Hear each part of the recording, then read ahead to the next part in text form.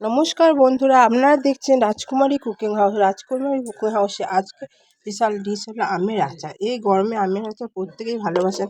আমাদের গাছ থেকে কয়েকটা আম আমি পেড়ে নিয়েছিলাম। কত সুন্দর টাটকা আম দেখুন বন্ধুরা। বাজার থেকে আনা থেকে আমাদের গাছের আম খুব সুন্দর পেড়ে, তারপর আমগুলো বেশ ভালোভাবে লম্বা লম্বা করে কেটে নিয়েছি। কেটে ভালোভাবে ধুয়ে পরিষ্কার করে নিতে হবে, কেননা আমের যে কষ থাকে সেটা বের করে দিতে হবে। তারপর আমটাকে আমি হলুদ মাখিয়ে কিছুক্ষণের জন্য রোদে দিয়ে দিয়েছিলাম। ওইদিকে আমি কড়াইতে এদিকে আমটা শুকিয়ে গেল, তখন কড়াইতে আমি গোটা জিরে, ধনে এবং মৌরি, তেজপাতা, শুকনো লঙ্কা ভেজে নেব ভালোভাবে। হালকা লাল লাল করে ভেজে নিতে হবে। ভাজা হয়ে গেলে তুলে নেব।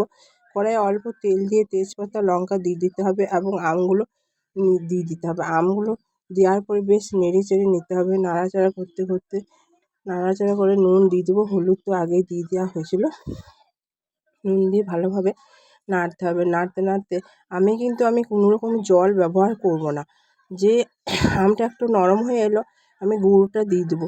গুড় দেওয়ার পরে বেশ ভালোভাবে গুড়টা যখন ফুটে আসবে নাড়তে হবে। নাড়তে নাড়তে গুড়ের ঘনত্ব যখন কমে আসবে, তখন ভালোভাবে নেড়ে নেড়ে নেড়ে নেড়ে এইভাবে নাড়তেই থাকবেন। তারপরে দেখবেন খুব সুন্দর আমের গ্রেভিটা হয়ে গেছে এবং ভাজা মশলাটা দিয়ে দিতে হবে। ভাজা মশলা দেওয়ার পরে ভালোভাবে নাড়তে হবে। নেড়ে নেড়ে নেড়ে নেড়ে এইভাবে আপনারা আমের আচার তৈরি করে দেখবেন, ভাতের সঙ্গে খুব সুন্দর খেতে লাগে।